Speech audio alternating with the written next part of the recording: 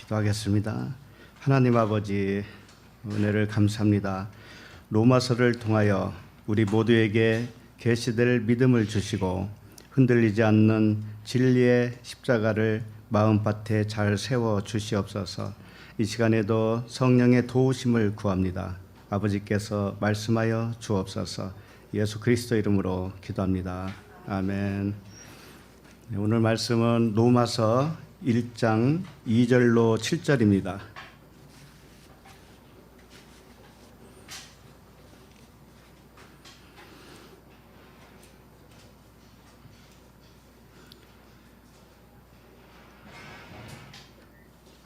로마서 1장 2절로 7절 함께 읽겠습니다. 시작.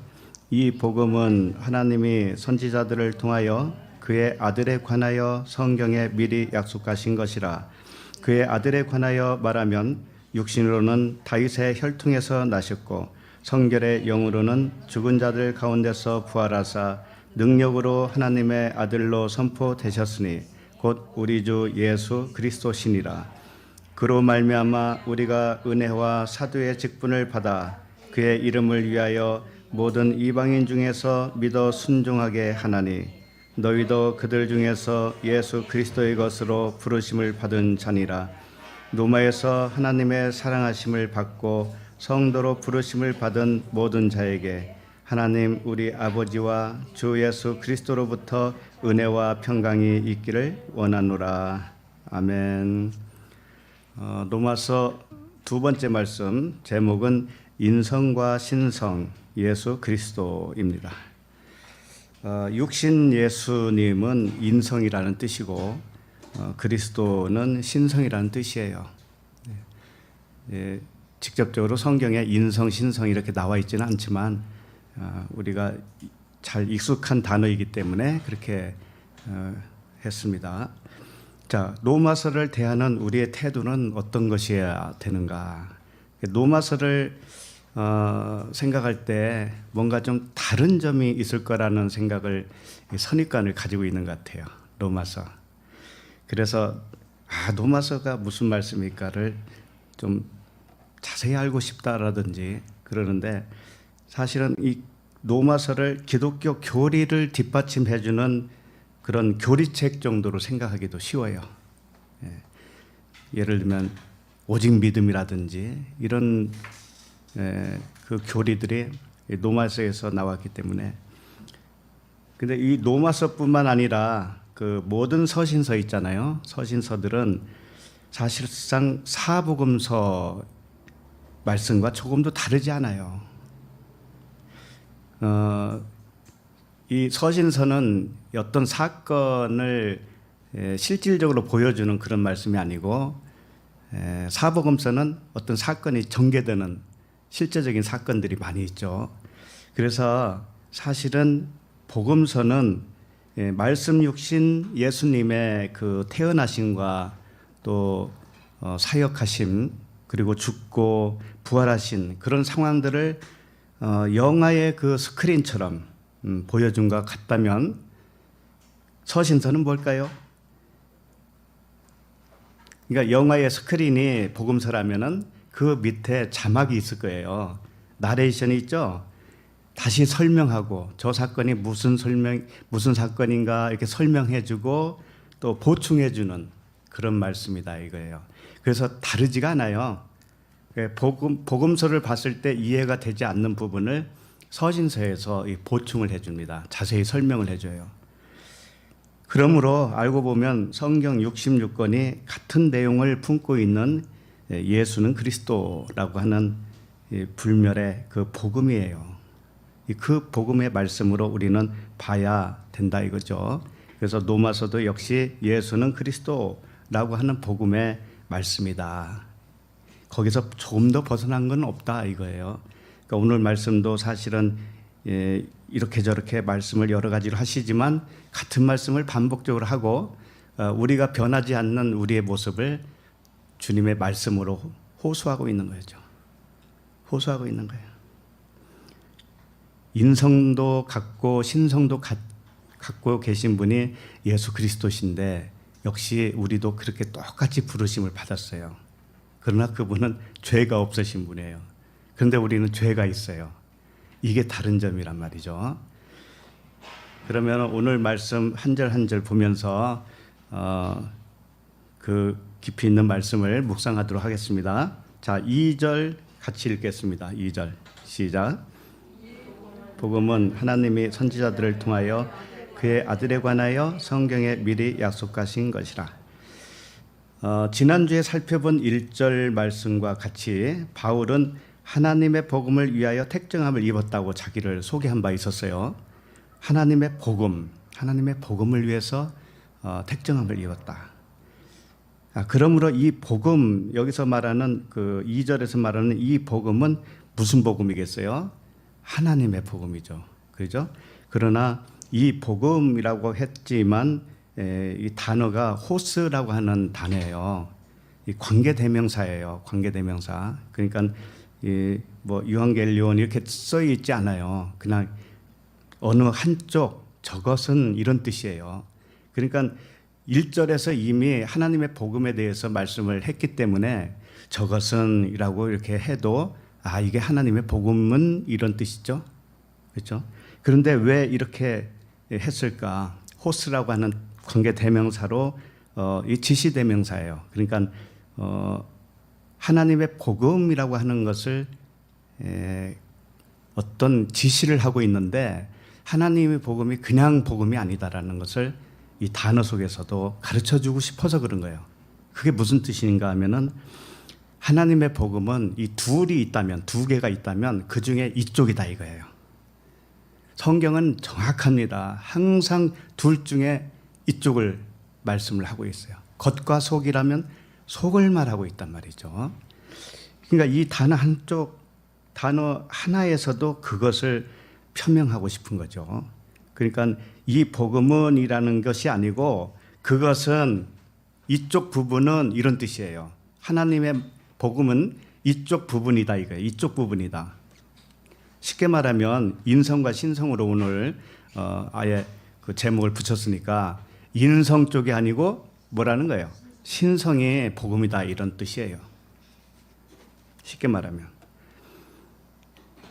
그래서 하나님의 복음이란 다른 복음과 구별하는 복음을 표현해주고 있다. 다른 복음.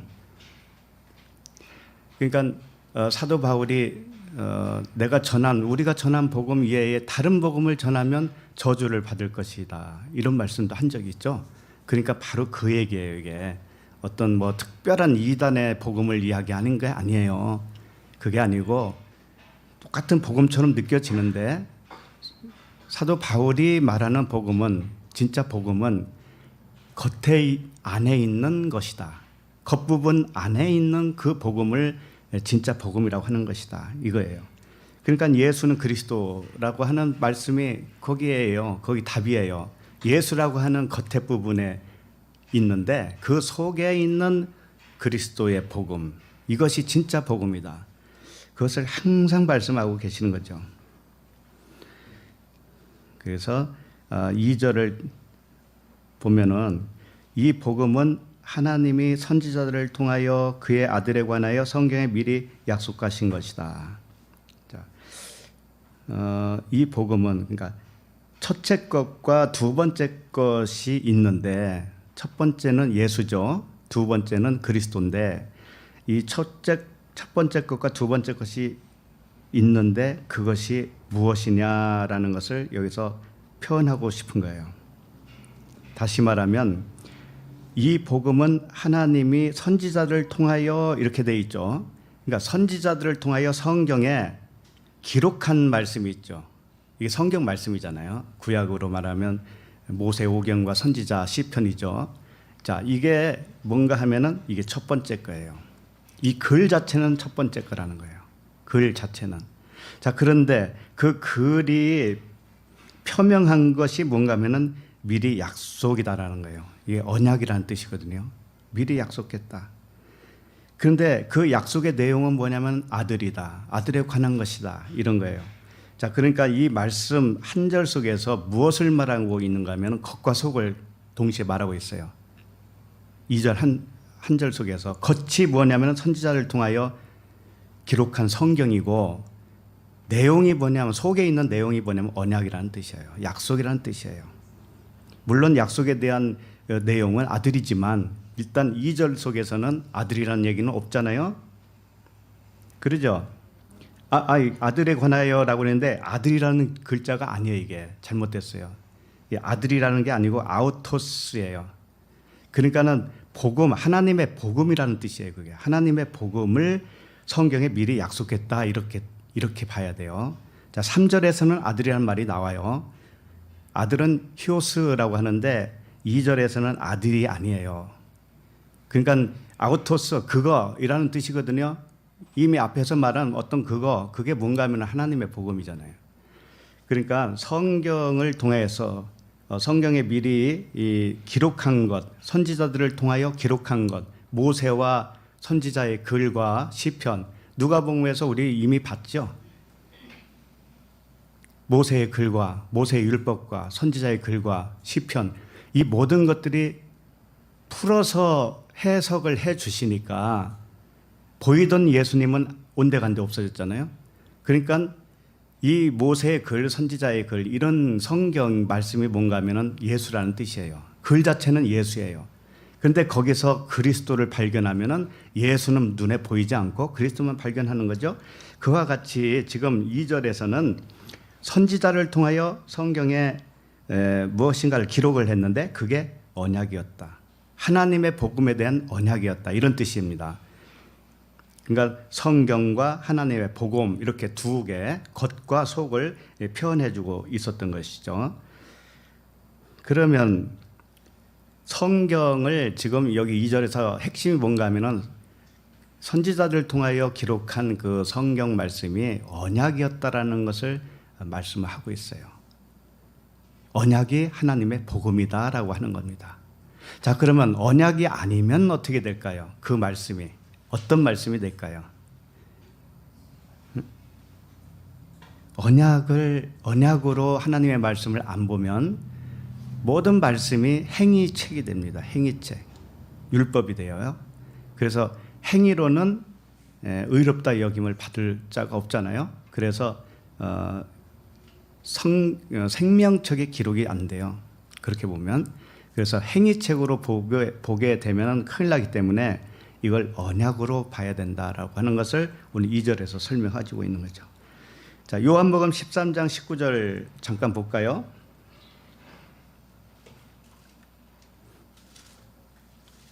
요한복음 13장 19절.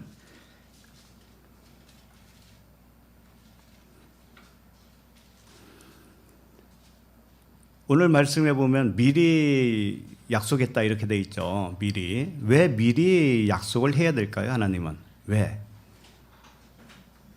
그게 무슨 뜻인가 하면은 요한복음 13장 19절에서 잘 말씀하고 있습니다. 시작. 지금부터 일이 일어나기 전에 미리 너에게 일러둠은 일이 일어날 때에 내가 그인 줄 너희가 믿게 하려 함이로라. 예. 지금 일이 일어나기 전에 미리 너희에게 일러둠은 일이 일어날 때에 내가 그인 줄 너희가 믿게 하려 합니다. 너희들이 나를 믿게 하려 합니다. 라고 했을 때 여기서 보면은 이 일이 일어나기 전에 미리 너희에게 약속한 건 성경 말씀이에요. 성경 말씀이고 그 일이 일어날 때가 뭔가 하면은 성경 말씀이 풀어져서 거기서 진리를 발견할 때를 말하는 거예요. 이게 역사적인 흐름으로 봐서는 안 됩니다. 그래서 일이 일어날 때라고 하는 것은 진리를 깨닫게 될 때라고 하는 거죠. 그렇게 깨닫게 될 때, 그 말씀이 이 말씀이었구나라는 것으로 이제 깨닫게 돼요. 그래서 그분이 이분이구나, 예수가 이분이구나, 그리스도구나, 이걸 깨닫게 되는 것이죠. 그래서 오늘 로마서에서도 미리 약속했다고 하는 것은 뭔가 하면은 누군가에게는 그 어떤 역사적 흐름으로 봐서는 안 된다고 그랬죠. 누구에게는 미리 성경을 우리가 이제 배우잖아요. 배우면은 미리 말씀을 한 거예요, 그게. 우리가 성경을 배우고 교회에서 성경 말씀을 듣고 하잖아요. 그러면 그게 다 우리 안에 들어오는 하나님의 말씀이란 말이에요. 하나님의 말씀인데 그게 미리 말씀한 거예요. 미리 말씀했는데 그 당시는 몰라요, 그게 뭔지를. 이스라엘 백성들은 메시아를 기다렸다고 그랬잖아요. 메시아. 그러니까 그건 어떤 그 겉으로 흐르는 역사적인 의미로 붙들었기 때문에 그래요. 언제 우리에게 메시아가 올까? 1000년 후일까? 2000년 후일까? 이렇게 기다리는 것은 역사적인 예수님, 역사적인 하나님으로 인식을 하기 때문에 그래요. 그게 아니고 메시아를 기다린다고 하는 것은 이 말씀이 풀어지면 그게 바로 메시아가 우리 안에 쏙 들어오는 거예요. 근데 오해를 하기 때문에 그걸 그렇게 받아들이지 못했죠. 그러나 이스라엘 백성들이 전체가 다 그렇게 멍청하지는 않을 거예요. 그 중에는 하나님이 부르신 자가 분명히 있어요. 소수지만은 있다고요. 그런 맥락이 또 계속 이게 흘러갈 겁니다. 손자와 손주를 통해서 할아버지가 깨달은 그 복음을 그들이 또 듣고 어느 가문에는 그렇게 흐르고 있을 수도 있죠. 잘 알려지지 않아서 그렇지. 그래서 미리 약속한 것은 뭐냐면 성경 말씀이에요. 쉽게 말하면. 그리고 그 말씀이 일러둔 그 말씀이 뭔가 일이 일어날 때라고 하는 것은 그 말씀이 깨달아질 때예요. 진리로 깨달아졌을 때. 이때를 의미하는 거기 때문에 모든 성경은 하나님의 아들 예수 그리스도에 관한 언약을 말씀하신 거예요. 언약이에요. 언약. 언약으로 못 보면 행위책이 됩니다. 그 얘기는.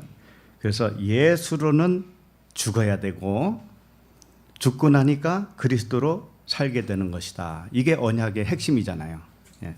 자, 그래서 2절 말씀은 지금 하나님의 말씀과 언약 이렇게 두 가지로 대치해서 우리에게 설명을 했어요.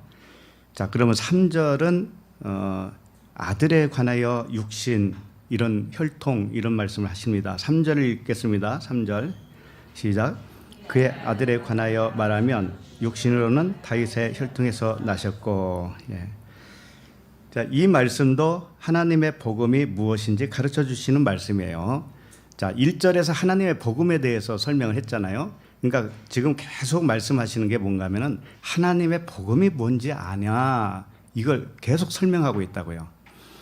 자, 2절에서는 선지자들의 그 성경과 언약 이 두 가지로 이렇게 표현해 주면서 이것이 하나가 될 때 하나님의 복음이라고 하는 측면으로 설명했다면, 자, 3절은 그의 아들에 관하여 말하면 이렇게 되어 있죠. 그의 아들로 이제 설명을 하겠다라는 거예요.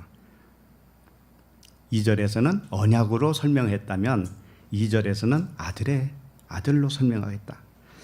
이제 아들은 두 가지 측면이 있어요. 육신의 혈통과 있고 그다음에 성결의 영. 이제 다음 절에서는 성결의 영으로 표현을 하죠. 그러니까 첫 번째 지금 3절은 육신으로는 다윗의 혈통 이것을 설명하는 겁니다. 자, 그런데 아들이라고 하잖아요. 아들. 하나님이 자기 아들을 이 세상에 보냈다라고 하는 것은 우리가 다 아시죠? 그러나 그분이 예수 그리스도신데 그분은 그럼 하나님과 다를까요? 예수 그리스도시는 그분이 아들로 표현했기 때문에 아들이니까 하나님 아버지와 다를까요? 그러면 하나님 아버지가 따로 계시고 아들이 따로 계시고 이렇게 되잖아요. 그런데 표현을 왜 아들로 했을까? 그게 궁금하잖아요. 물론 하나님 자신이에요. 나를 본 자는 아버지를 보았거늘. 그러죠? 주님이. 그러니까 예수님을 본 자는 하나님 아버지를 본 거예요. 그러나 또 자신을 소개할 때 아들이라고 한단 말이죠. 아들. 그럼 이게 왜 그렇게 할까? 아들이라고 하는 의미가 뭐예요? 히오스, 아들. 히브리어로는 벤이라고 그러죠. 벤이라고 하는 것이 아들이라고 하지만 이걸 세웠다라는 뜻이에요. 세워졌다. 이렇게 세워졌다. 진리로 세워졌다. 그러니까 지금 그 아들이라고 하는 것은 사실은 부모에게서 나온 자식이죠. 분명히 부모에서 나온 자식이란 말이에요. 그러면 예수 그리스도께서 하나님의 아들이라면 하나님이라고 하는 부모에게서 나온 아들이라는 측면이 되겠죠. 자, 이것은 우리가 참 이해하기 힘들어요. 그렇기 때문에 삼위일체 하나님이라고 하는 교리를 만들어냈습니다. 삼위일체 하나님, 성부, 성자, 성령, 이렇게. 그럼 그분이 각각 있고 또 이제 설명하기 어려우니까 그것이 하나다라고 하고 하나인데 또 각각이고 참 이게 설명하기 힘들어요. 자, 그러면은 요한복음 1장 18절을 좀 잠깐 보도록 하겠습니다. 요한복음 1장 18절.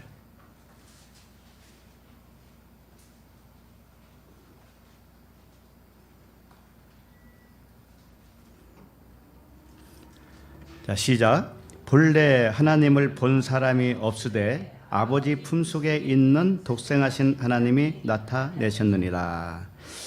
본래 하나님을 본 사람이 없다고 그러죠. 하나님은 보이도록 계신 분이 아니에요. 자, 그런데 그 아버지 품속에 있는 독생자가 있었다. 독생자가 하나님이라는 거예요. 또 독생하신 하나님이라고 그러죠. 그러니까 독생자는 아들로 표현하고 있지만 그 아들도 하나님이죠. 똑같다는 거죠. 그런데 아들이라고 할 때는 왜 아들인가 하면은 사람에게 보이도록 나타나면 그게 아들이란 뜻이에요. 하나님이 우리에게 보이도록 나타나시잖아요. 그러면 하나님은 똑같은 하나님이신데 아들이라고 표현하는 거예요. 하나님은 안 보여요. 그런데 그분의 품속에 계신 분이 나타나셔서 이렇게 태어난 것처럼 엄마 뱃속에서 이렇게 나온 것처럼 나온 분이 누구냐면 독생자라는 뜻이죠. 그런데 그분도 하나님이요. 그분이 하나님이시죠. 그러니까 아들로 표현할 때는 하나님이 우리에게 보이도록 나타나면 그분이 아들이라는 뜻이에요. 이해가 되죠? 네, 똑같은 하나님이 우리에게 보이도록 나타나면 그분을 아들이라고 이렇게 표현을 하는 거라고요. 그러니까 아들이나 아버지나 사실은 같아요, 틀려요?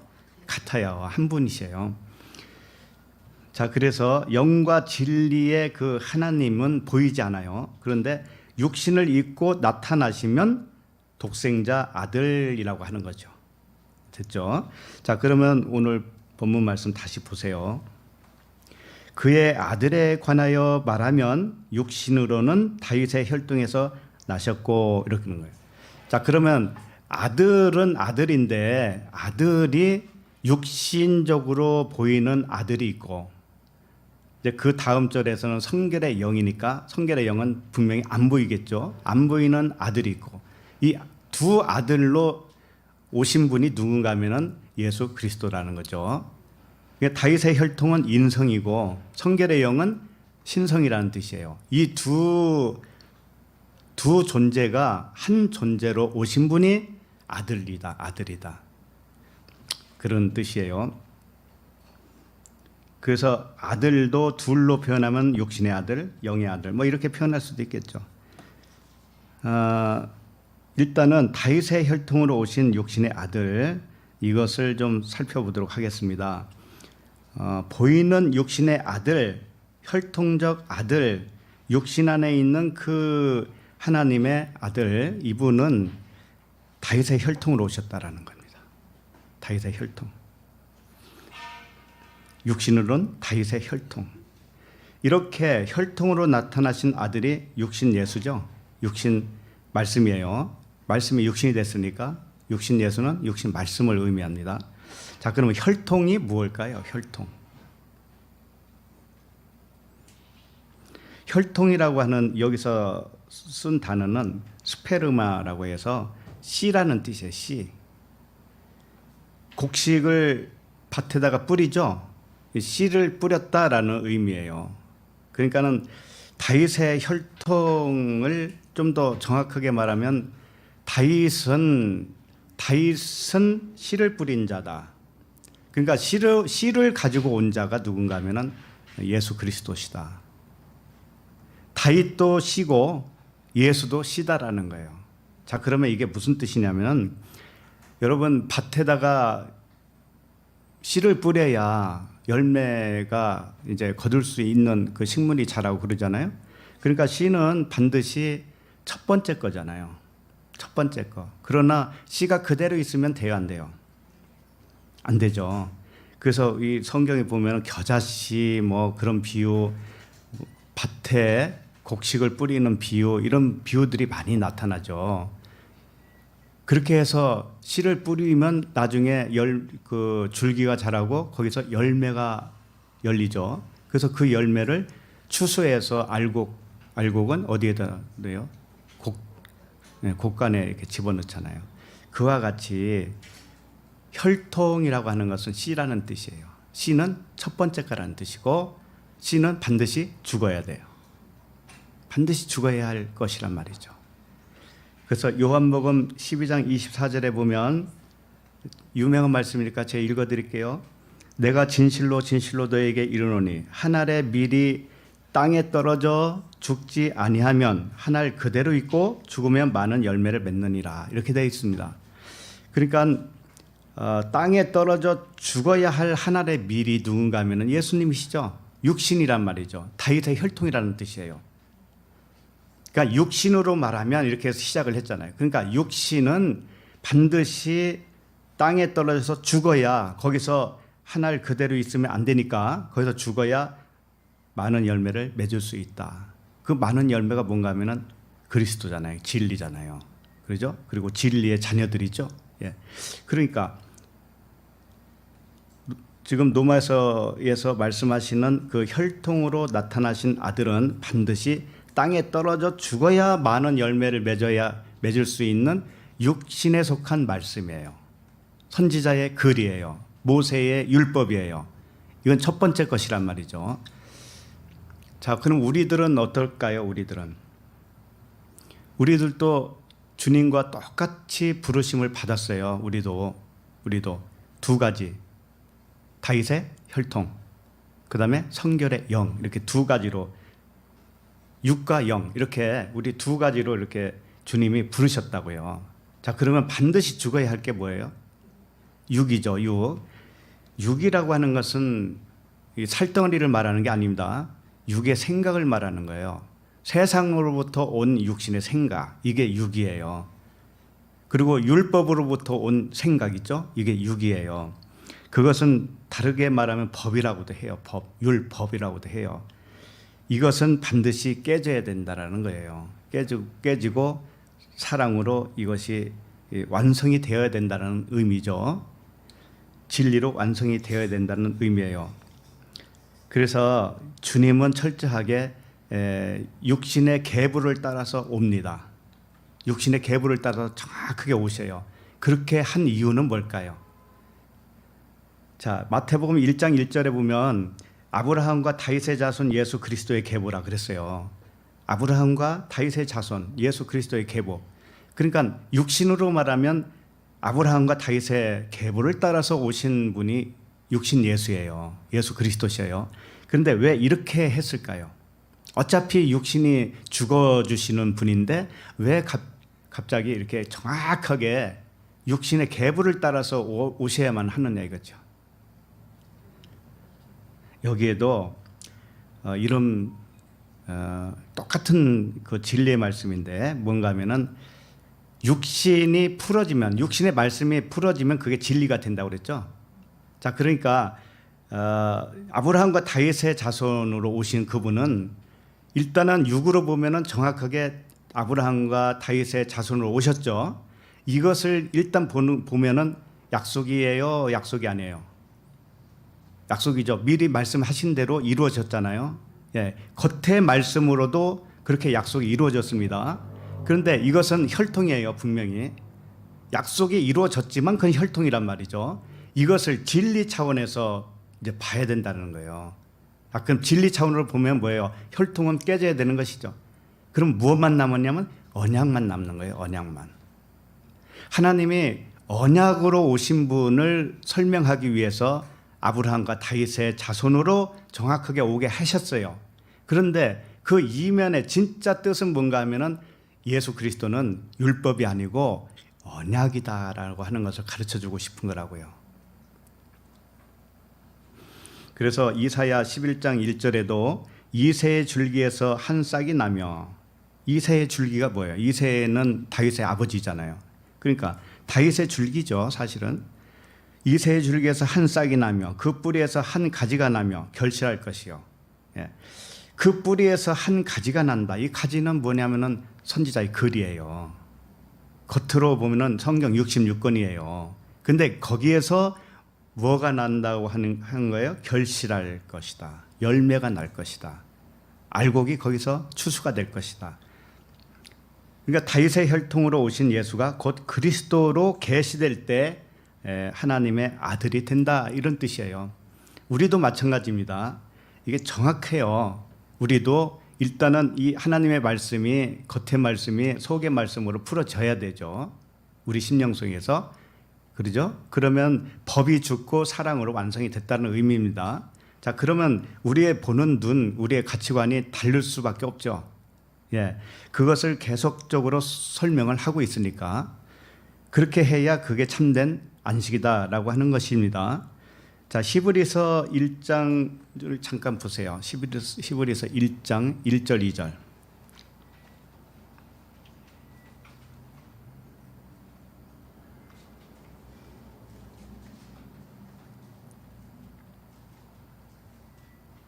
자, 1절.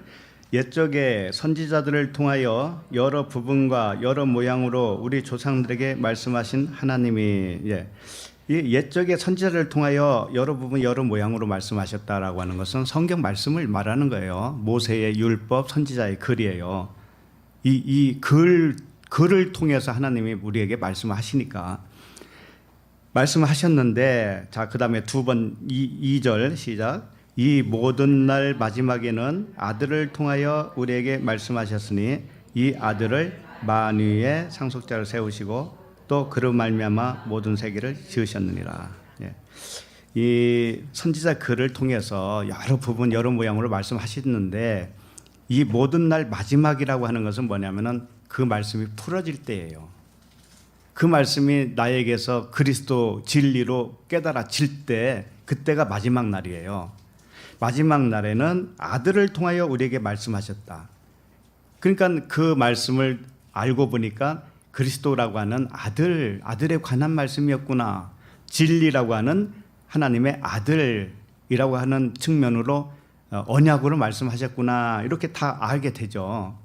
그렇게 그 아들을 만유의 상속자로 세웠다고 그랬는데, 이 만유라고 하는 단어가 파스예요.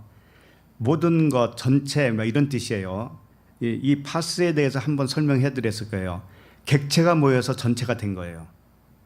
여러 가지가 있는데 그걸 한 덩어리로 모으니까는 그게 모든 것이 되버렸단 말이죠. 이게 무슨 뜻이게요? 성경 말씀은 엄청나게 많은 분량의 각각입니다. 단어 하나하나가 다 다르잖아요. 각각이에요. 그런데 그걸 전체로 모았어요. 이게 모든 것이라는 거예요. 이 만유라고 표현했지만 그런 게 아니고 진리 하나를 말하는 거예요. 진리 하나. 성경 말씀이 쫙 펴져 있으면 그 죽어 있다라고 하는 거예요. 누워 있다. 허물과 죄로 죽었다라고 하는 겁니다. 이 세상도 지금 쫙 펴져 있잖아요. 이게 허물과 죄로 죽은 거예요. 자, 우리도 세상 속에서 세상 가치관으로 살고 있죠. 그럼 나도 죽어 있는 거예요. 그 상태에서 하나로 모아져요. 하나. 진리 하나로, 사랑 하나로 모아져요. 그러면 그게 아들 한 사람 아들을 말하는 것이죠. 그러면 이것이 모든 것, 아들을 모든 것을 받을 수 있는 그 상속자로 세우신 것이 되는 것이다. 그리고 그 끝에 보면은 그로 말미암아 모든 세계를 지었다고 그러죠. 이 모든 세계도 아이온이라는 단어예요. 이게 영을 지었다, 영원한 영생을 지었다, 이런 뜻이에요. 그러니까 처음에는 우리에게 세상을 주고 처음에는 글자를 줘요. 그런데 그것은 죽어 있는 거라고 표현하는 거예요. 죽어 있다. 그 죽은 자들이라는 거예요. 그게 죽은 자들을 먼저 줘요. 그런데 그것을 이제 다시 살려야 되잖아요. 살리는 것은 뭔가 하면 아들로 살리는 거예요. 그러니까 진리가 아들이잖아요. 그러니까 진리 쫙 펼쳐놓은 법이고 세상인데 이것을 진리 하나로 모아요. 그러면 그게 살아난 거란 말이에요. 자, 그렇게 되면은 그 아들은 어느 세계에서 사는 사람이 됐냐면은 아이온이다, 영생이다, 이런 뜻이에요. 이 모든 세계라고 그러니까 이 보이는 세계 이걸 말하는 게 아니에요. 우주 만물을 말하는 게 아닙니다. 영원한 하나님의 나라를 말하고 있는 거죠. 예, 그러니까 이제 무슨 말씀인지 알겠죠. 그래서 선지자들의 글이 풀어져서 그리스도라고 하는 아들로 말씀이 깨달아지잖아요. 그러면 영원한 상속을 받은 아들이 되는 거예요, 우리도. 예. 그거 이외에는 다른 거 없어요. 다른 소망을 가지지 마세요. 자, 그러면 로마서 4절을 봅니다. 4절. 자, 시작. 성결의 영으로는 죽은 자들 가운데서 부활하사 능력으로 하나님의 아들로 선포되셨으니 곧 우리 주 예수 그리스도시니라. 3절에서는 하나님의 아들을 육신의 혈통으로 설명을 했죠. 그죠?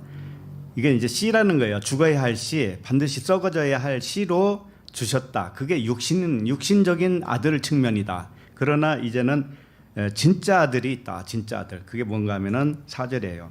4절에서는 성결의 영이신 하나님의 아들로 표현하고 있는 거예요.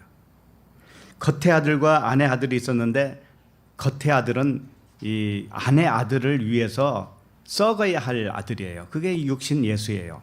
그렇게 되니까는 그리스도라고 하는 영과 진리의 아들로 다시 부활하잖아요. 그분이 하나님이셔요. 그분이. 그리고 이 자체가 하나님의 복음이에요. 그래서 4절 보면 성결의 영으로는 이렇게 돼 있어요. 자, 성결의 영이라고 하는 의미도 성경에 자주 나와 있지 않습니다. 성결의 영. 아마 여기가 유일할 것 같아요. 성결의 영. 네, 성결의 영이라고 그랬는데 푸뉴마가 영이죠. 보통 푸뉴마. 그 다음에 성결하고 하는 뜻은 거룩하다, 구별되다 이런 뜻인데 그걸 하기오스라고 그래요. 보통 하기오스, 성결하다, 깨끗하다, 구별된다 이런 뜻을 가지고 있는 게 하기오스예요. 그래서 푸뉴마 하기오스 하면은 성령이 되는 거예요. 푸뉴마 하기오스는 성령이에요. 그런데 여기서는 단어가 좀 달라요. 푸뉴마는 똑같아요. 성결의 영 할 때 푸뉴마 영 이건 똑같아요. 그런데 성결이라고 하는 단어는 하기오시네스 이렇게 되어 있어요. 하기오스 이렇게 안 하고 하기오시네스 이렇게 되어 있어요. 그럼 왜 이렇게 되어 있는가? 이게 뜻은 그냥 성결이다, 거룩하다라고 할 수밖에 없어요. 다르게 표현하기는 참 어려워요. 그런데 왜 그냥 하기오스 이렇게 해도 되는데 하기오시네스 이렇게 했을까?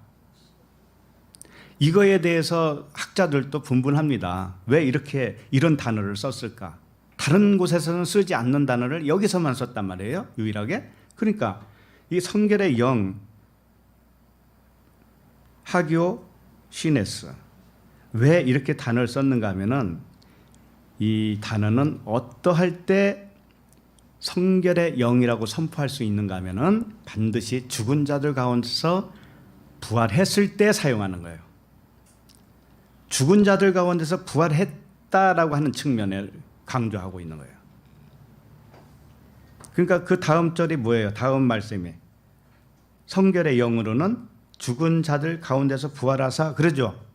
그러니까 성결의 영이라고 하는 것은 죽은 자들 가운데서 부활한 영이다라는 뜻입니다. 이것을 강조한 거예요. 자, 그러면 죽은 자들 가운데서 부활했다고 했는데 이렇게 죽은 자들 가운데서 부활해야 성결의 영으로 선포되어질 수가 있다라는 뜻이에요. 그러니까 죽은 자들 가운데서 부활하지 않고 죽은 자들 가운데서 부활하지 않고 그냥 있으면 그분은 성결한 영이 될 수가 없다라는 겁니다. 우리도 마찬가지죠.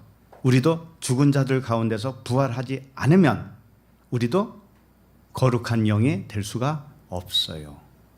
자, 그러면 죽은 자들이라고 하는 것은 뭘까요? 지금 3절까지 전부 다 나왔어요. 뭐예요? 다윗의 혈통이잖아요. 예? 그 다음에 선지자의 글이잖아요. 예? 하늘의 밀. 이게 다 죽은 자라는 뜻이에요. 이 세상도 죽은 자요. 글자도 죽은 자요. 예수, 육신 예수도 죽은 자요. 하나님의 말씀, 이 율법도 죽은 자예요. 근데 이 죽은 자에서 살아나야 돼. 부활해. 아나스타시스. 부활했다. 우위로 부활했다 이거죠. 자, 그것은 무엇일까요? 우리가 이 세상에 살았을 때는 허물과 죄로 죽었습니다. 그런데 살아났다라고 하는 의미가 뭐예요? 뭘로 살아난 거예요? 예, 진리의 아들로 살아났습니다. 그러면 반드시 이 말씀이 허물과 죄로 죽었던 이 말씀이 생명의 말씀으로 거듭나야 되는 것이죠. 그러니까 문자 말씀이 영과 진리의 말씀으로 다시 일어나야 된다고죠. 부활해야 된다는 거예요. 이랬을 때 우리들도 영원한 나라를 상속받는 하나님의 아들이 되는 것이죠. 네. 그래서 여기 계속 보시면 능력으로 하나님의 아들로 선포되셨으니 이렇게 돼 있죠. 이 선포되었다라는 게 판사가 이렇게 땅땅땅 때리면서 너는 아들이야 선포하노라 이렇게 그런 거라고만 생각하면 안 돼요.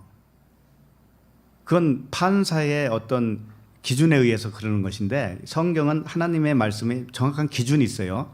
이게 뭔가 하면은 선포되었다라고 했지만 이 호리조라고 하는 단어인데 이 결정했다, 정했다 이런 뜻이에요. 이게 뭔가 하면은 하나님의 아들로 결정하려면 하나님의 아들로 정하는 어떤 기준이 있다라는 거예요.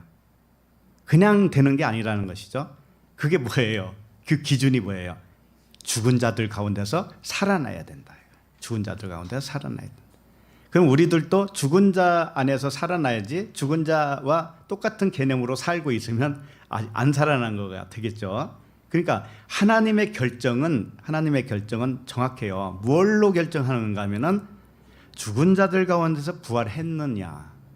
부활하면 그게 아들인데 진리의 아들인데 그럼 죽은 자가 뭔지를 알아야 되잖아요. 우리는 죽은 자는 허물과 죄로 죽은 너희를 그리스도께서 살리셨다고 그랬죠. 은혜로. 그러니까 죽은 자가 뭐냐면 이 세상에 태어나는 것이 죽은 자예요. 이 세상에서 살고 있는 것이 죽은 자예요.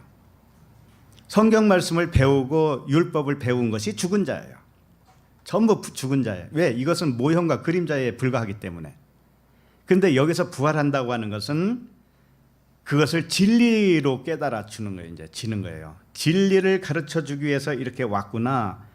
칠판의 글씨와 같이 계속 설명을 해왔구나. 자, 그러면 우리들 생각할 게 있어요. 그럼 진리를 깨달았다는 것은 왜 이 비진리를 왜 함께 주었을까요? 성결한 영, 푸뉴마로 우리를 만들면 되지. 왜 푸뉴마가 반대편에 있는 육신을 만들었을까? 이 세상을 왜 만들었을까? 천국만 만들면 되지? 이런 생각도 들 수가 있어요. 그러나 하나님이 이건 결정이라고 그랬습니다. 하나님의 방식이에요. 이 공식을 떠나서는 누구도 하나님의 아들로 될 수가 없어요. 그 공식이 뭔가 하면은 보이는 것을 먼저 주는 게 그분의 뜻이에요. 그러나 그게 죽은 거예요. 그런데 그것은 씨의 씨. 한번 썩어져야 할 씨로 준 거예요. 성경 말씀도 마찬가지입니다. 선지자의 글, 모세의 글, 시편 이 모든 것이 하나님이 보이는 것을 준 것이고 설명용으로 주었단 말이죠. 이게 씨라는 거예요. 씨.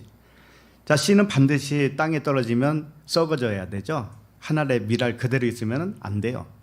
그러니까 모든 걸 지금 정황적으로 살펴보세요.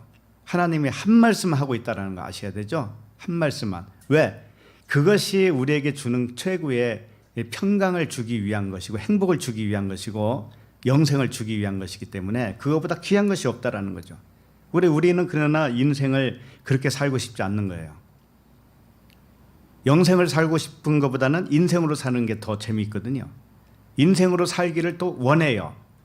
그래서 하나님은 우리에게 영생을 주기 위해서는 어떤 방식을 택하냐면은 인생을 썩게 만들어요. 인생을 썩어서 하늘의 밀이 썩어지게 해요.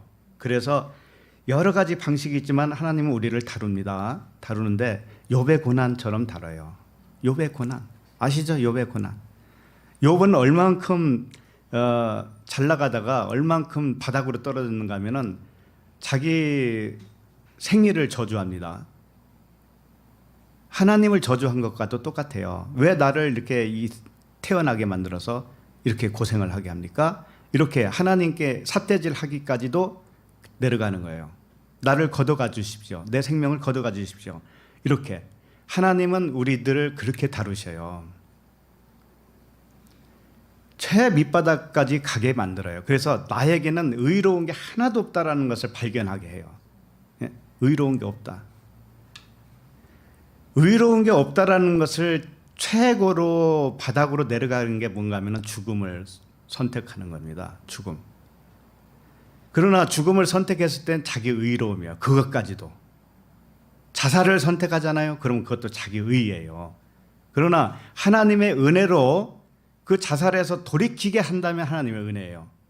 그러나 하나님의 은혜가 개입이 없으면 그냥 죽어요. 그 사람은. 그냥 떠내린다고요. 그러나 그 직전까지 가게 한다니까 하나님은. 왜? 너의 의로움은 없잖아. 아무리 봐도 없잖아. 그거예요. 예? 이렇게 아프면 너는 그냥 해피하려고 그러잖아. 그래서 떠나가고 싶었잖아.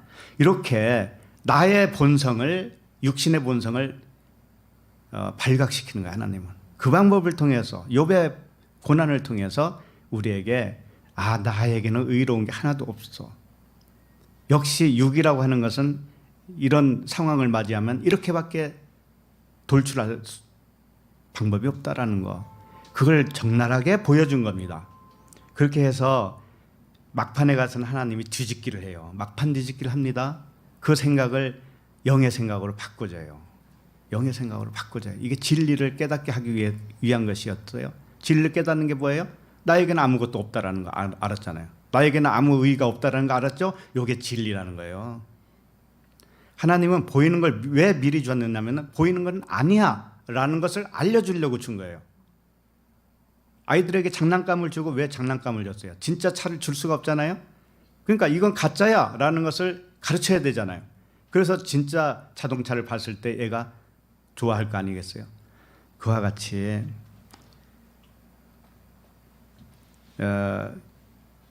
다시 보시면은 능력으로 하나님의 아들로 선포됐다고 그러죠. 이게 능력으로 하나님의 아들로 결정했다, 정했다 이런 뜻입니다. 그러면 하나님의 아들로 결정되려면은 선지자의 글 다윗의 혈통이 영과 진리로 풀어져 알게 될 때, 육신으로는 도저히 하나님의 영광에 이를 수 없다라는 것 정확하게 깨닫는 거예요. 육신에게는 아무런 의의가 없다라는 것을 정말로 발견했을 때, 그때 주님이 사랑의 힘으로 능력으로 우리를 아들로 선포해줘요. 아들로 결정해줘요. 그때 하나님의 능력으로 한다는 거죠. 하나님의 능력이 아니면 될 수가 없잖아요. 그래서 우리 주 예수 그리스도시니라 이렇게 되어 있습니다. 우리의 주님은 예수 그리스도라는 거죠. 곧 우리 주 예수 그리스도시니라 이랬죠. 그러니까 우리의 주님은 예수 그리스도신데 왜 이렇게 표현하냐면은 겉에 있는 혈통과 안에 있는 성결의 영이 함께 가지고 계신 분이 우리의 주님이시다라는 거예요. 자, 그러면은 겉의 것은 주님이 뭘까요? 하나님으로 말하면 하나님의 겉의 것은 뭐예요? 예수는 뭐예요? 성경 말씀 66권이고 이 세상 보이는 세상이에요. 그리고 그들의 자녀들이 육신의 생각을 가지고 살고 있는 그들이 전부 다 예수라는 뜻이에요. 예수. 전부 다. 그러니까 주님은 어떤 주님이냐면은 겉의 것으로 보여주는 주님이시고 그것을 찢어서 없어지게 만들고 진리를 가르쳐주는 그 주님이시라는 거예요. 주님은 그냥 주님이 아니시라는 거죠. 그러니까 우리가 모를 때는 어떤 일이 있을 때 하나님 이 일이 좀 지나가고 좀 평강을 주세요. 화평 좀 주세요. 이것만 우리는 구하죠. 어떤 일이 벌어지면 그거 빨리 모면하고 싶고 그게 해결되고 싶고 그것만을 생각한다고 우리 사람들은. 그런데 하나님은 왜 그걸 주었겠어요? 너에게 의의가 없다라는 것을 가르쳐주기 위해서인 거예요. 보이는 것 가지고는 아무것도 아닌데 우리는 그거 가지고 작동을 하잖아요. 그러니까 그게 끝까지 가봐야 돼. 네가 붙잡고 있는 거, 네가 선악으로 붙잡고 있는 거 그거 아무것도 아니라는 것을 하나님은 깨닫게 되기까지 우리를 바닥을 친다고요. 예, 여지 없습니다. 여지 없어요. 그래서 내가 모든 게 다 발각되는 거죠. 아무것도 아니구나 나는 이렇게. 근데 그게 아들이라는 거예요. 예, 역설적인 거예요 항상. 자, 그러면 5절을 봅니다. 5절 시작. 그로 말미암아 우리가 은혜와 사도의 직분을 받아 그의 이름을 위하여 모든 이방인 중에서 믿어 순종하게 하나니. 예. 자, 우리가 받은 것은 여기서 두 가지라고 그래요. 그로 말미암아 우리가 은혜와, 그러죠? 은혜를 받았어요. 첫 번째. 그 다음에 사도의 직분을 받았다. 이렇게 돼 있죠. 두 가지를 받는 거예요, 우리가. 사도 바울이 받은 것이 사도의 직분만 받은 게 아니에요. 은혜를 받았다라는 뜻이죠. 자, 은혜를, 첫 번째 은혜를 좀 생각해 봅시다. 은혜를 카리스라고 그래요. 카리스. 자, 그럼 은혜는 어떤 의미를 가지고 있을까요? 은혜는 은혜 받았다. 저 사람이 나에게 은혜를 베풀었다. 뭐 이러잖아요. 근데 은혜는 값없이 줄 때 은혜라고 그래요. 그러니까 값없이 줄 수 없는 건데 값없이 줬어요. 자, 누군가가 나한테 정말 금덩어리 하나를 줬다고 칩시다. 그러면 그건 그냥 줄 수 없는 거잖아요. 응? 값없이 줄 수 없는 거예요, 그 금을. 그런데 값없이 나한테 뭔가 요구하는 것도 없고 그냥 줬어요. 그냥. 그걸 뭐라고 하냐면 은혜라고 하는 거예요. 그걸 은혜라. 그러니까 우리가 은혜 받았다고 하는 것은 조건부가 될 수가 없죠. 내가 하나님께 이렇게 했더니 하나님이 나에게 뭘 줬다. 이건 조건부잖아요. 근데 은혜는 조건부가 아니에요. 무조건적인 사랑인데 그걸 은혜라고 합니다. 은혜는 결코 자격이 될 수 없는 것을 긍휼로 의롭다 여겨주시는 거예요. 우리가 이 육신으로는 의롭다 여김을 받을 수가 없잖아요. 그런데 은혜가 임하면, 은혜는 뭔가 하면은 의롭다 여김을 못 받는 나를 의롭다 해주시는 거죠. 그게 은혜예요. 그러니 사도 바울이 사도의 직분을 받은 것뿐만이 아니고 은혜를 받았다고 하는 것은 자기는 사도 직분을 받을 수도 없고 의롭다 여김을 받을 수 없는 존재인데 은혜가 있기 때문에 그게 가능했다라는 거예요. 그죠? 우리도 마찬가지입니다. 하나님이 우리를 긍휼을 여겨주시고 은혜를 주시지 않으면 우리는 하나님 앞에서 그냥 티끌이에요. 아무것도 될 자격이 없는 자들이에요, 우리는. 그거 우리가 순간순간 놓치기가 쉬워요. 순간순간 놓칠 때가 언젠가 하면은 하나님을 원망할 때 보면 알아요. 하나님, 내가 이렇게 할 만큼 했잖아요. 라든지, 하나님, 도대체 왜 그래요? 라든지, 이렇게 전화 벨 소리가 울립니다. 그래서 자격이 되는 것을 의롭다 하는 것은 은혜가 되지 않죠. 자격이 없는 자에게 베풀어지는 것이 은혜입니다. 그러니까 바울이 지금 그걸 말하고 있어요. 사도 바울이 나도 사도직을 받을 수 있는 전혀 자격이 없었다. 전혀 자격이 없었다. 자기 폰을 좀 확인해 보시기 바랍니다. 폰을 확인해 보세요. 폰. 전화.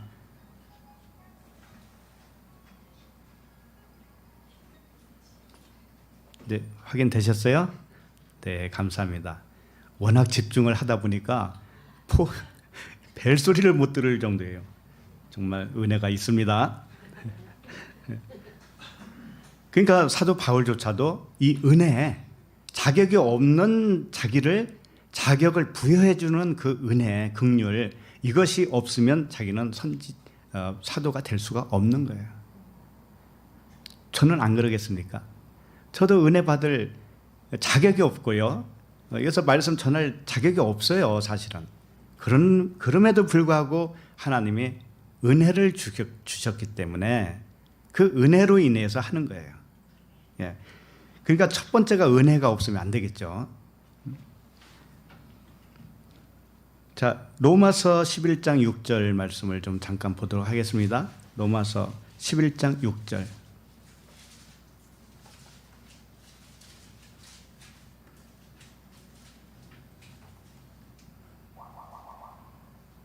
시작. 만일 은혜로 된 것이면 행위로 말미암지 않음이니 그렇지 않으면 은혜가 은혜되지 못하느니라. 네.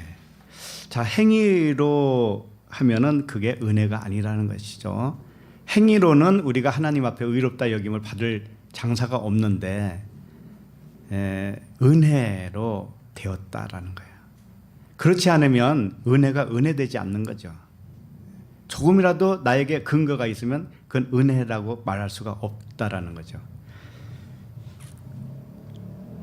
그러니까 은혜로 준 것이 무엇인가 하면은 의롭지 않은 것을 먼저 주셔요. 의롭지 않은 것을. 그것이 이 세상이고 성경 66권이에요. 이게 은혜의 반대편이에요. 은혜가 안 되는 것을, 자격이 될 수 없는 것을 미리 준다니까요.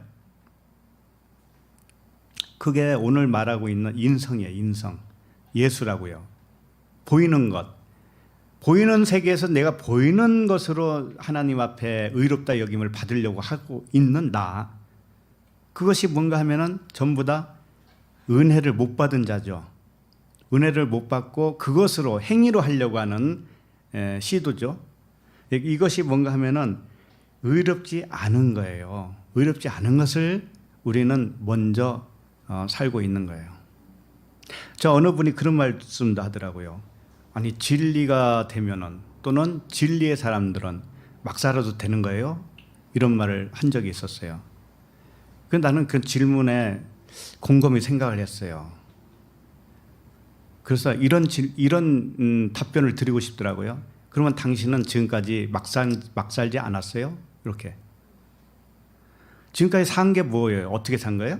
막 산 거예요. 그 한시도 잊어버리는 거예요. 은혜를 한시도 잊어버리는 거야. 한시. 그 순간순간 잊어버리는 거예요. 우리는 은혜가 아니면 그 자체가 막 산 인생입니다. 그러면 그분이 말하는 그 막 살아도 돼요라고 하는 질문의 내용이 뭘까라는 것은 내가 감지는 하죠. 예? 도덕적으로 그렇게 살면 안 되잖아요. 이런 거겠죠. 자, 그런데 진리의 사람들은, 하나님의 은혜를 받은 사람들은 하나님이 인도하신다는 거 아세요? 하나님이 관리한다는 거 아세요? 그걸 못 믿으면 항상 그런 불안증에 걸려요. 그런 질문을 해요. 당신 그러다가 막 살아도 된다고 하겠네? 이렇게 질문을 한다고요. 그러면 하나님을 못 믿는 거죠, 그게. 그죠? 철저하게 하나님이, 성령께서 우리를 인도하셔요, 각각을. 우리는 그것을 믿어야지 사람을 믿으려고 하지 말아요. 이미 사람은 막 산 사람이에요. 우리 모두가 막 살아왔단 말이에요. 근데 우리가 기준하는 그 막 살았다고 하는 거, 기준에 의해서 나는 아닌데? 이렇게 생각하죠. 나는 아닌데? 나 깨끗한데? 이렇게 생각한다니까, 사람은. 그건 넌센스예요. 하나님의 은혜가 있었기 때문에 산 것이지, 하나님의 은혜가 없으면 막 산 거라고 해, 그게. 그래서 이 은혜라고 하는 것은 은혜가 될 수 없는 것을 미리 주었는데 그것을 진리로 바꿔주어서 그게 은혜가 되는 거예요. 예를 들면 우리가 율법으로 산다고 칩시다. 율법. 자, 그러면 율법의 행위로는 의롭게 될 자가 없죠. 그런데 그것을 은혜가 의롭게 되려면은 은혜가 와야 돼. 은혜가 오면은 율법을 뭘로 바꿔줘요? 사랑으로 바꿔주고 진리로 바꿔줘요. 그죠? 그렇게 바꿔주면 그 사람은 의로운 자예요. 예. 그러니까 은혜가 오기 전까지는 뭔가 하면은 우리가 율법 아래에 갇혀 있는 자예요. 막산 자예요. 전부 다. 그런데 은혜가 임해요. 하나님의 성령의 은혜가 온다고요. 그러면은 내가 그 알고 있던 것을 다른 차원으로 바꿔줘 버려요. 법에서 해방시켜줘요. 이랬을 때 우리는 의인이 되는 거예요. 네. 그래서 요한복음 1장 17절에 보면 찾지 마시고 율법은 모세로 말미암아 주어진 것이요 은혜와 진리는 예수 그리스도로 말미암아 온 것이니라. 유명한 말씀. 자, 그럼 이게 무슨 뜻이냐면은 율법은 모세로 말미암아 주어졌다고 그러죠. 그러면 율법의 의로는 의롭다함을 받을 수 있어요, 없어요? 없어요. 그러니까 모세의 율법에 전부 다 가둬놓는 거예요. 가둬놓고 행위로 의롭다 여김을 받으려고 막 발부둥 치잖아요. 그 상태로 놔두는 거예요. 그러다가 은혜와 진리는 뭐냐면 예수 그리스도예요. 은혜와 진리는, 은혜는 예수요, 그리스도는 진리죠. 은혜와 진리. 자, 그분이 오셔요. 그분이 오신다는 건 뭐냐면은 은혜로 일단 오셔요. 은혜로 오시면은 그 율법과 똑같아요. 은혜는 율법과 똑같은 것인데 첫 번째로 준 것이 은혜라고 그랬잖아요. 근데 은혜가 은혜돼야 되잖아요. 율법이 은혜가 되려면은 예수라고 하는 분이 먼저 죽어주셔야 돼. 죽어주신다고, 스스로가. 죽어주시면 뭐가 보이냐면 그때부터 우리들은 진리가 보여요. 그러니까 그렇게 은혜가 뭔가 하면은 똑같은 율법을 주시고 율법으로 오셔요. 일단 그분이 육으로 오셔요. 오셔서 죽어주셔요. 그분이 죽어주시면 율법이 이제는 깨지죠. 그러면서 우리들의 눈이 열려서 율법 속에서 진리를 발견하는 거예요. 완전히 율법을 뒤집어 주는 거예요. 진리로. 그러면 그게 그리스도잖아요. 그런 방법이란 말이죠. 하나님은. 그래서 모세와 처음에는 율법은 모세로부터 말미암아 온 거예요. 우리들을 다 가둬요. 그러고 나서 은혜와 진리가 오셔요. 그래서 은혜로 죽어주셔요. 그분이. 율법으로는 죽어주셔요. 그런 은혜가 어디 있습니까? 그 죽음의 은혜 때문에 나에게 은혜가 되는 거예요. 그게. 그래서 율법으로 보지 않고 하나님은 그때부터는 우리를 율법을 안 봐요. 율법이 죽어주셨었기 때문에. 그러니까 진리로 본단 말이죠. 사랑으로 본다, 영으로 본다라는 거예요. 그렇기 때문에 우리는 살아남을 수가 있어요. 겉의 것으로는 살아남을 자가 없다. 다 막산자니까. 그렇게 되는 거죠. 그리고 로마서 3장 20절에 보면 그러므로 율법의 행위로 그의 앞에 의롭다 하심을 얻을 육체가 없나니 율법으로는 죄를 깨달음이나. 율법으로는 의롭다 여김을 받을 자가 없어요. 그래서 그걸 사망의 법이라고도 하죠. 이 사망의 법, 율법을 은혜로 만들어요. 하나님은 은혜로 만들어서 진리가 되게 하시는 분이다. 그분이 예수 그리스도시다.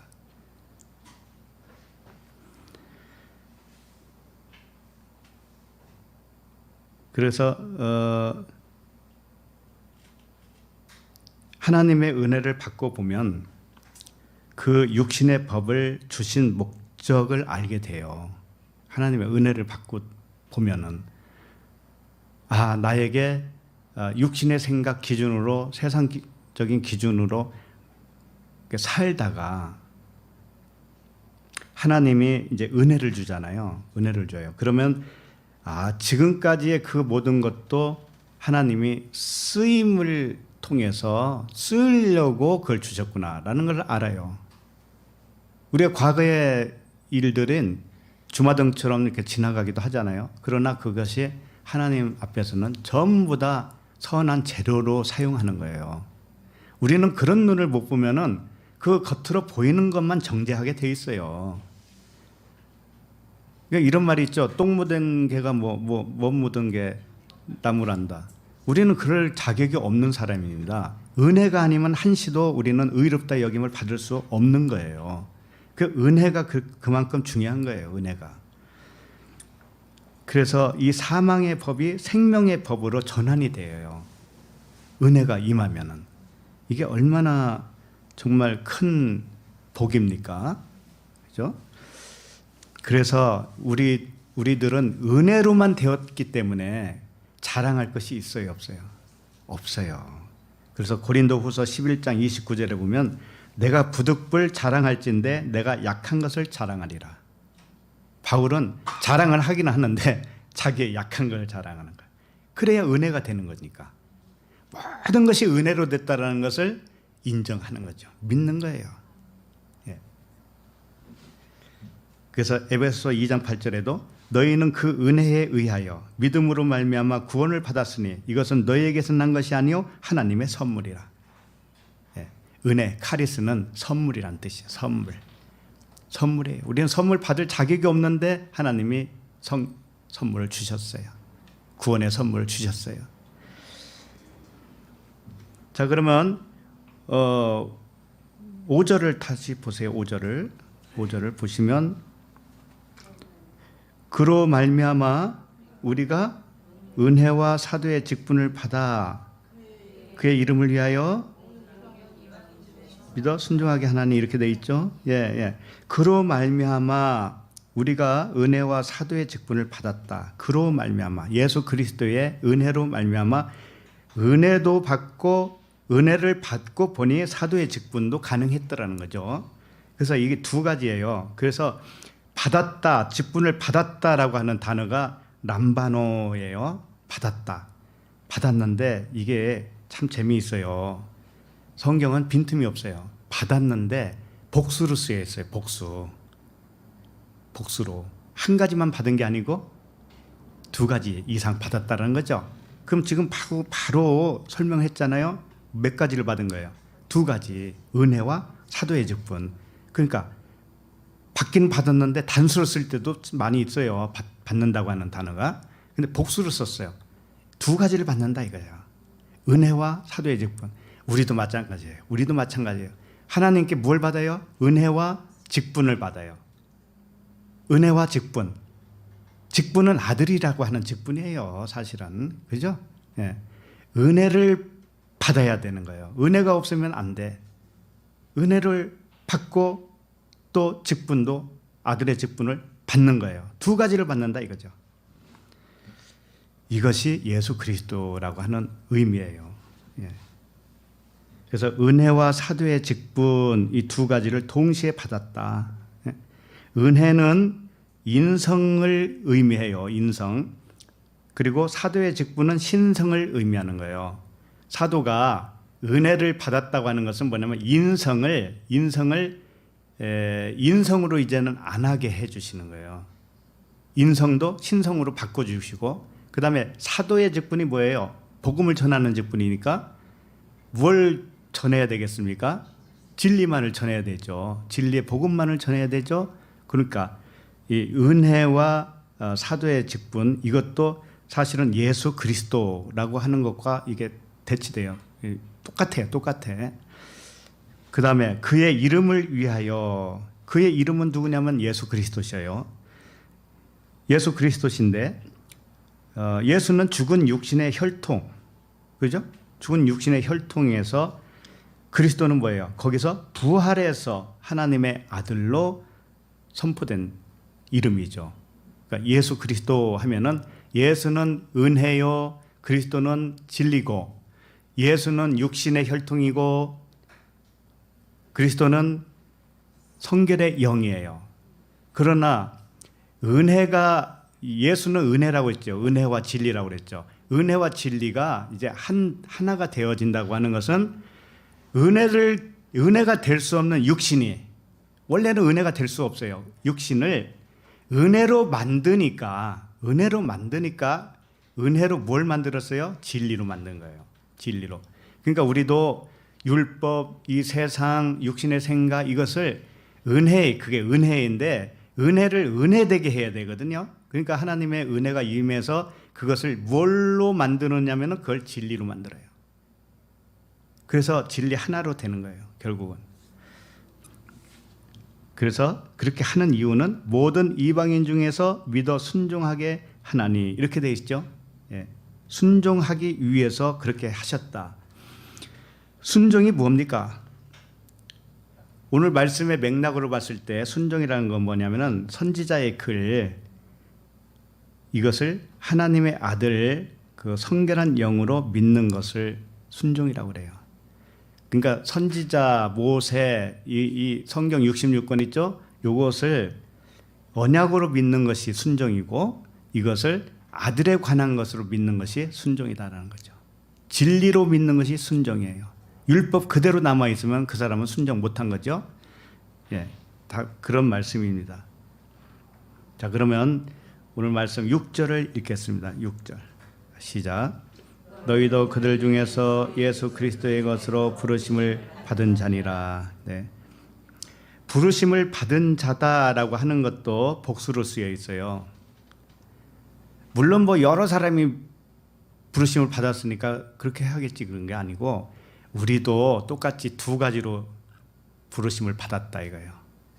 뭔가 하면은 육신의 혈통과 성결의 영으로 두 가지, 육과 영으로 이렇게 부르심을 받았어요.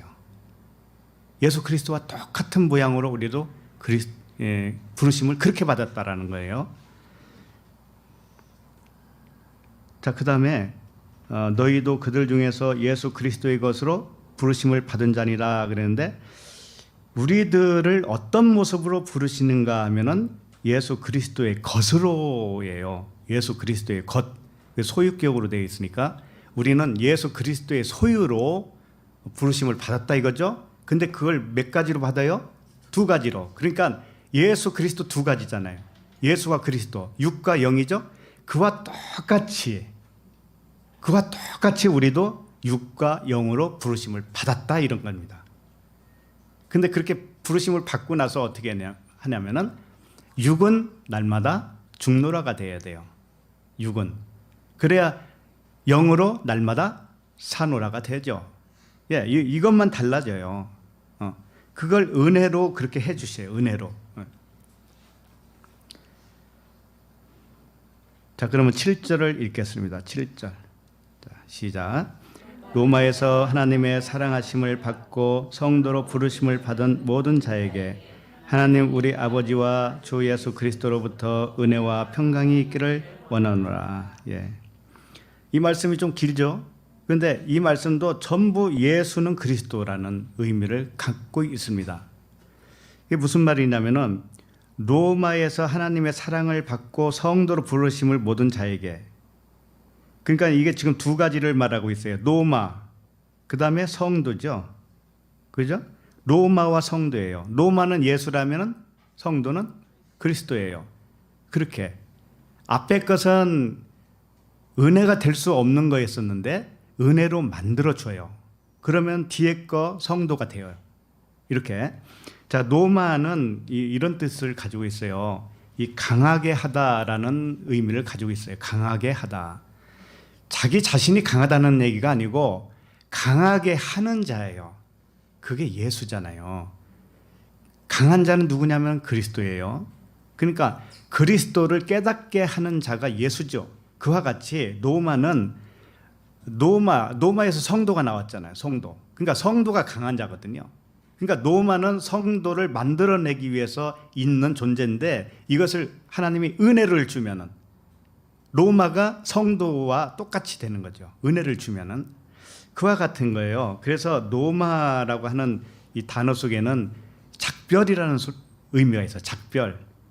그 다음에 안녕히 계세요라고 하는 그런 의미를 가지고 있어요. 로마가.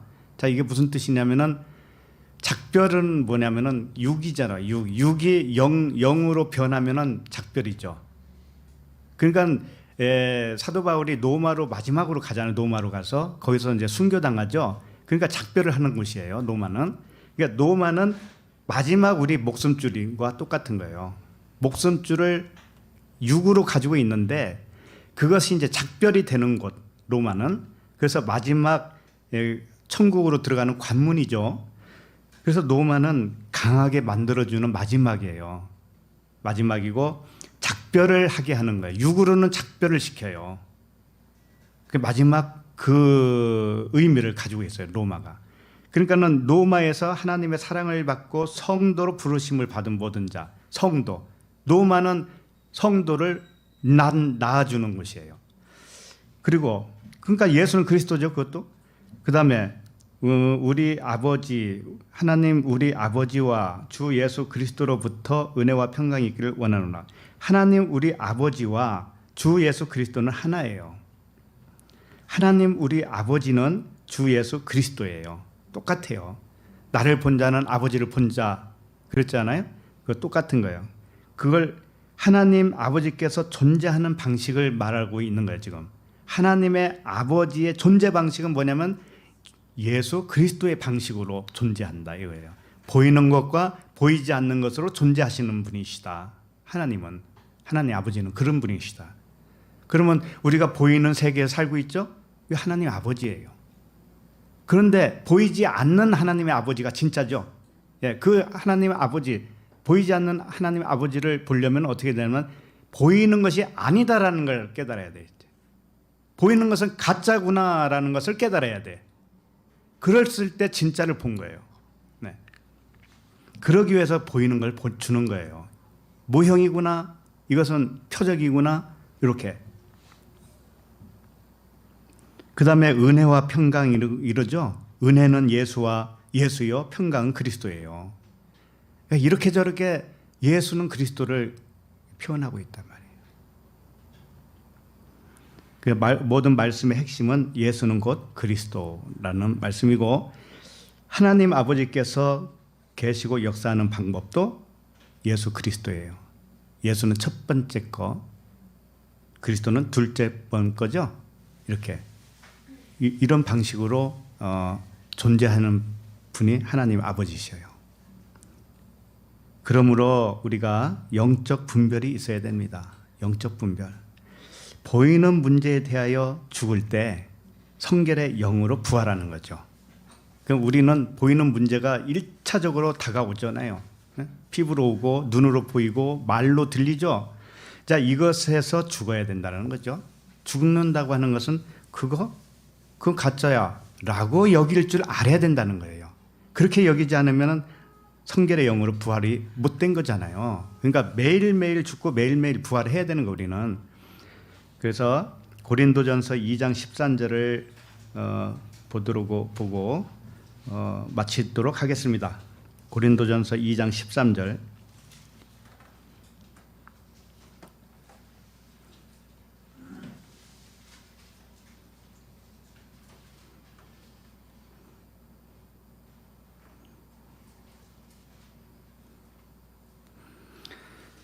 고린도전서 2장 13절 시작.